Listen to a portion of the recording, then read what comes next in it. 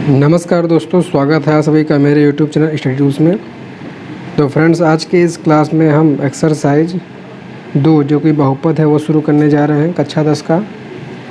ठीक है, उससे पहले अगर अभी तक आपने मेरे चैनल को सब्सक्राइब नहीं किया है तो प्लीज़ सब्सक्राइब कर लीजिएगा। यहाँ आपको कक्षा 9 और 10 का गणित पूरा मिलेगा। अब पढ़ाए गए चैप्टर से करके क्वेश्चन पूछना हो तो उसको आप व्हाट्सएप पे इस नंबर पर सेंड कर सकते हैं। इसका सॉल्यूशन यूट्यूब पर बताया जाएगा। तो प्रश्नावली 2.1 जो कि दिया हुआ है बहुपद, इससे हम शुरू करते हैं। बहुपद के बारे में आपने पहले कक्षा 9 में पढ़ा हुआ है, इसको फिर से थोड़ा रिवाइज करते हैं, फिर सवालों की तरफ चलते हैं। तो जैसा कि हम जानते हैं कि जो बहुपद होता है, बहुपद जो है ऐसे बीजीय व्यंजक जिनमें चर की घात एक पूर्ण संख्या हो उसको जो है बहुपद कहा जाता है। चर क्या हुआ? चर का मतलब हो गया जैसे x, y, a, b, इन सब को चर कहा जाता है, जिसका मान प्रत्येक समीकरण में कहीं कुछ होता है तो कहीं अलग होता है। 1, 2, 3, 4 ये सब गिनतियों को अचर कहा जाता है। ठीक है, तो ऐसे बीजीय व्यंजक जिनमें चर की घात एक पूर्ण संख्या मतलब है कि पूरा संख्या 1 से लेके अनंत तक माइनस में न रहे और बटे में न रहे, ऐसी संख्या नहीं रहनी चाहिए। खाली गिनती वाली संख्या अगर चर में है तो चर की घात के रूप में है तो उसको हम बहुपद कहेंगे। अब बात आती है चर की घात। तो चर की घात के आधार पर भी बहुपद को विभिन्न भागों में बांटा गया है। आपके सिलेबस में केवल 3 ही है। तो बहुपद की घात क्या होती है कि बहुपद में चर की सबसे बड़ी घात बहुपद की घात कहलाती है। मतलब जैसे आप देख सकते हैं कि ये जो एग्जांपल दिया है 2x - 3, तो यहाँ चर की सबसे बड़ी घात देखें तो यहाँ पे x की सबसे बड़ी घात केवल 1 दी हुई है। उसी तरीके से यहाँ संख्या तो √3 में है, लेकिन यहाँ x जो दोनों जोड़ों में माने जोड़ में दिया गया है चर और अचर, लेकिन यहाँ सबसे अधिक घात 1 है, यहाँ पर भी 1 है। तो यहाँ घात सबकी 1 है तो इसलिए इसको क्या कहते हैं? रैखिक बहुपद। वही अगर बहुपद में घात ज़्यादा 2 हो जाए, 1 से ज़्यादा 2, यहाँ देख सकते हैं 2 है। ठीक है, तो इसको क्या कहेंगे? जहाँ घात 2 होगा उसको हम कहते हैं द्विघात बहुपद। ये अगर घात 3 हो जाती है तो इसको हम कहते हैं त्रिघात बहुपद। सबसे बड़ी घात, जैसे यहाँ देखिए 2 है लेकिन 2 से बड़ी 3 है तो इसको हम त्रिघात बहुपद। ये कितना भी जोड़ के आगे जाए इससे मतलब नहीं है, घात केवल देखना है यहाँ पे, सबसे बड़ी घात क्या है। ये तो क्या 2 चीज़। अब उसके आगे जो डिवाइड है, इसके बाद जो हमें प्रश्नावली में हल करना है वो है बहुपद की शून्यक।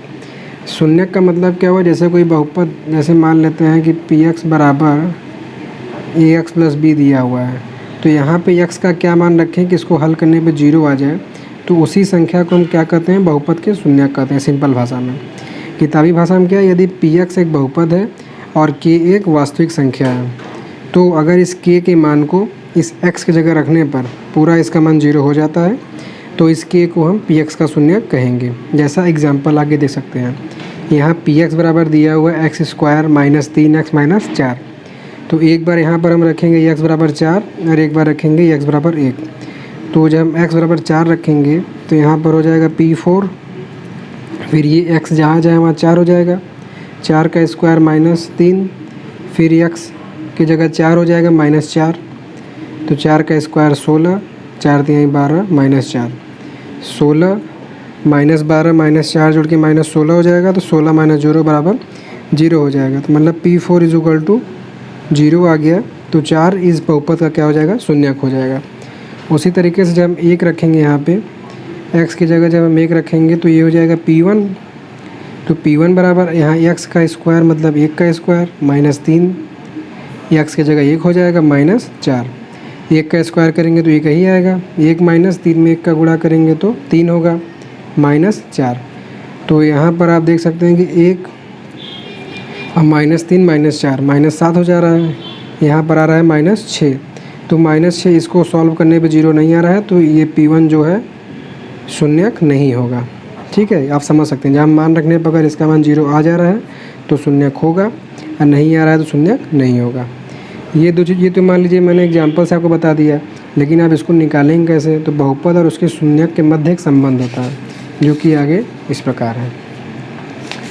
तो देखिए रैखिक बहुपदों का पहले हम शून्यक देखते हैं। तो रैखिक बहुपद मतलब जिसमें बहुपद की घात सबसे ज़्यादा 1 हो। तो यहाँ मान लेते हैं कि px बराबर 2x + 3 एक बहुपद है। अब मान लिए कि जो k मतलब जो संख्या मानेंगे वो k है, बहुपद का शून्यक है। तो x की जगह जब हम रखेंगे तो pk = 0 हो जाएगा, मतलब x की k हो जाएगा, तो 2k + 3 बराबर 0 हो गया। अब यहाँ से जब हम k का मान निकालेंगे तो ये +3 इधर जाके -3 हो जाएगा। और ये 2 जो है -3/2 हो जाएगा ये, ठीक है। तो यहाँ से के का मान क्या आ गया, -3/2। तो मतलब जो ये के है, अगर के 2 -3/2 अगर हम यहाँ रख देंगे तो इस बहुपद का मान जो है 0 हो जाएगा। अब इसमें संबंध क्या होता है, ध्यान दे तो के का मान किन पे निर्भर कर रहा है, पहले यहाँ पर आ रहा है अचर पद जिसके साथ यक्स नहीं है, और फिर बटे में आ रहा है जिसके साथ यक्स था उसका गुणांक। तो यही संबंध है। मान लेते हैं कि पी एक्स बराबर ए एक्स प्लस बी, बिल्कुल इसी रूप का अगर कुछ दिया रहे प्लस माइनस रहेगा तो सिंबल उसी अनुसार लग जाएगा। तो शून्य के बराबर हो जाएगा पहले अचर पद ऊपर रहेगा अंश में, और बटे में जो एक्स का गुणांक है वो साथ में माइनस का चिन्ह। अगर हमें शून्य ज्ञात करना है डायरेक्ट हम इस फॉर्मूले से भी निकाल सकते हैं। केवल रेखिक बहुपद मतलब जिसका अधिकतम घात 1 हो उसके लिए फॉर्मूला लगेगा। तो इस तरीके से हमारा ये बेसिक जानकारी वाला हो जाता है। आगे जो मेन जानकारी रहेगी आपको क्वेश्चन के हिसाब से बताया जाएगा।